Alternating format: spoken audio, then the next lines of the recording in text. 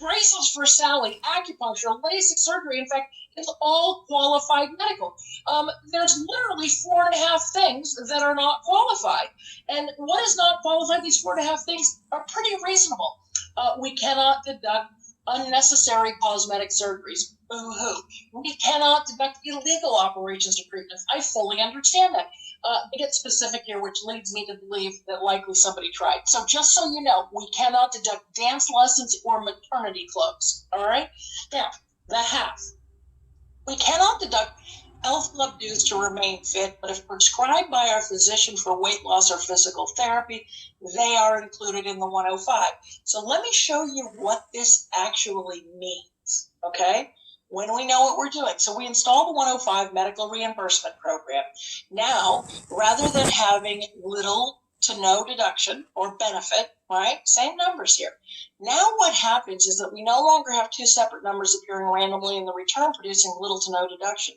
This is now, in this example, $16,000 qualified medical through the medical reimbursement program, now eliminating at all tax rates because it's a business deduction, 40.4%, same numbers, but where it's managed is now $6,459. We're looking at better than $3,400 in increased take home for that first grouping. For those of you where money comes out of the spouse's check or another source of revenue, what are we looking at now? Yes, that's right, nearly $6,500. This is like having another commission added right into your household annually just by paying attention. Now, the documentation is simple. Okay, what you're going to do once you install this into your business is you're very simply going to have your spouse keep track of the hours that they work and the activities they perform. We provide to you everything that you need to install it, the legal document along with the timesheet. Now, this is where I had a difficulty. I was thinking there's no way that my husband is going to track the hours that he works. And, I was wrong. He literally came into my office with the first timesheet, dropped 17 pages on my desk and said, see how much I do for you. Now, he's a funny guy, okay? So what we did is we streamlined it a little bit because he recognized how much money that brought into the house just by him doing the simple timesheet. They'll submit it to you monthly or quarterly. It has to be regular. Quarterly works. It's easier, and it shows regular.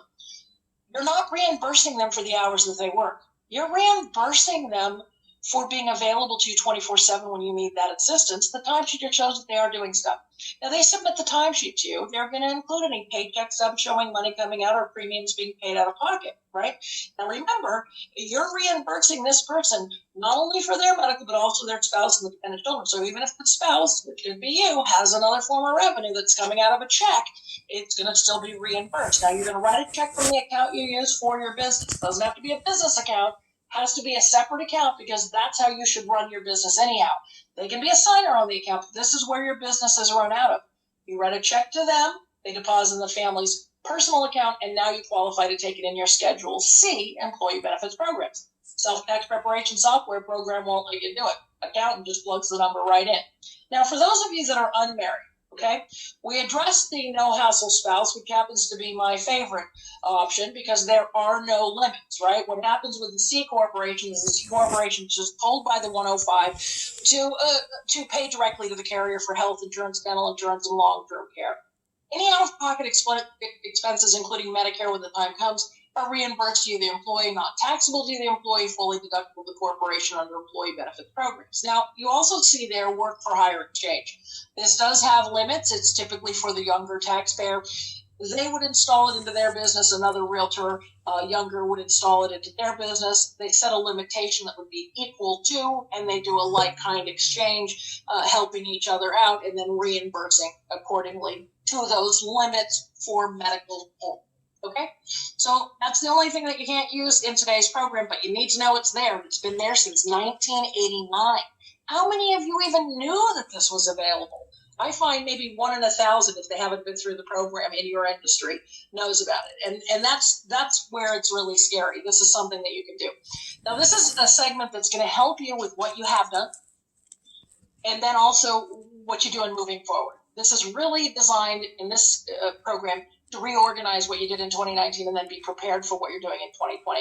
I'm going to talk to you a little bit about what happened to the entertainment deduction and what remains, okay, so that you know exactly what you're doing, doubling some of these deductions, all right? So when it comes to your industry, one of the biggest challenges that we were faced with is that your single greatest asset is the relationships that you establish, right? With your customers and clients and referral sources, with your communities, and with each other.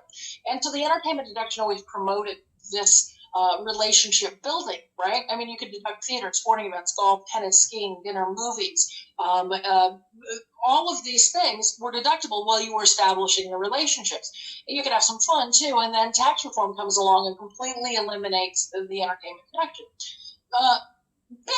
Big slap across the face for many industries, yours included. So now I'm going to do just a little bit of a history lesson so that I can get you through some of these challenges, okay?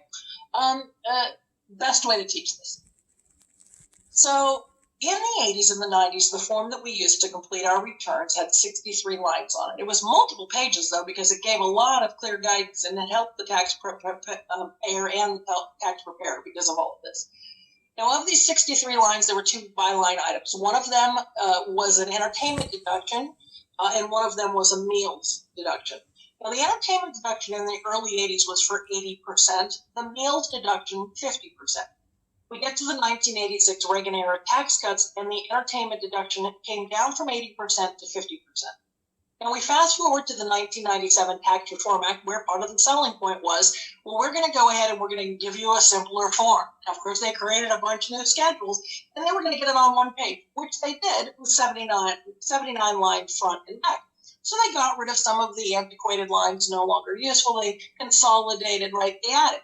One of the consolidations was entertainment 50%, meals 50%, put them on one line, call it meals and entertainment. And that's what we became familiar with. So the Tax Cuts and Jobs Act comes along and it eliminates the entertainment deduction. There was actual tax code to support the entertainment deduction. They eliminated it. However, with the meals deduction, you cannot eliminate that which does not exist. You see, the meals deduction is predicated on what the foundation for deductibility is, the ordinary and necessary rules. So when we look at the ordinary and necessary rules as it relates to meals or other deductions, the term necessary Call from Edwin. Minimum requirement that the expense be appropriate and helpful for the development of the taxpayer's business. An expense need not be recurring in order to be considered ordinary. The term necessary, right, defined. The term ordinary is occurring in the regular course of events. Normal, usual. All right. So if we look at these, what the rules are, ordinary and necessary, have you ever taken a client to breakfast, lunch, or dinner to or from looking at properties to sit down and discuss those properties? Reevaluate what it is they're looking for, right? You don't want to show them more of the same. Take a break before you continue on, right? Of course you do. Have you ever been showing properties to a prospective buyer? They look at you and they say, okay, this is it. I want to put an offer. Do you pull up your calendar and go, okay, well, maybe we should get together sometime next week or I'll call you tomorrow? Or do you whisk them out of that property, first table and chair, sit down, order something to eat, a beverage, right, to start strategizing on how you're going to present that offer? Have you ever been given the opportunity after the close where you can free up this client's time by taking them out to dinner and use that time to debrief them? You want to always improve in your business, of course. So you would ask them about areas that could use improvement. You'd also ask them for areas where they felt you excelled. You would then also ask them for referrals. Have you ever been getting for a listing to go live and all of a sudden you get a call from the seller because, boy, are they getting a lot of information. Everybody's offering up an opinion now. And the conversation might go something like this. I know we agreed to the listing price, but so-and-so said at Zillow. You know what I'm talking about? Where all of a sudden they get all this noise and all of this misinformation. Well, certainly you wouldn't bring them into the office. That's intimidating. You wouldn't come to property. That's emotional. Pull them out of the noise. This is where they're looking for that proverbial business hug. They want to be reassured that you've got them. And you're going to walk them through the strategy. You're going to order something to eat, something to drink, and be able to move forward. This is all considered ordinary and necessary. And yes, the Tax Cuts and Jobs Act allowed for the client, prospect, business meal. Okay, now the documentation and an overview. All right, I want to walk you through the subtleties here. Ordinary and necessary we covered. Not lavish or extravagant. There is no definition of this. What it means is to scale. Okay, so if I blow into town with a $300,000 budget, you're not whining and dining me with $1,000 bottles of wine. That makes no sense. It can be first class, but it's just scale.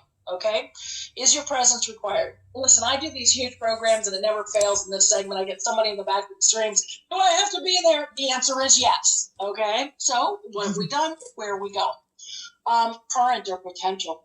Oh, those are the best words ever. You know what that means? Every adult you know. In your industry, if you don't come to realize that you no longer have any friends, you don't have any family members, the only thing that you have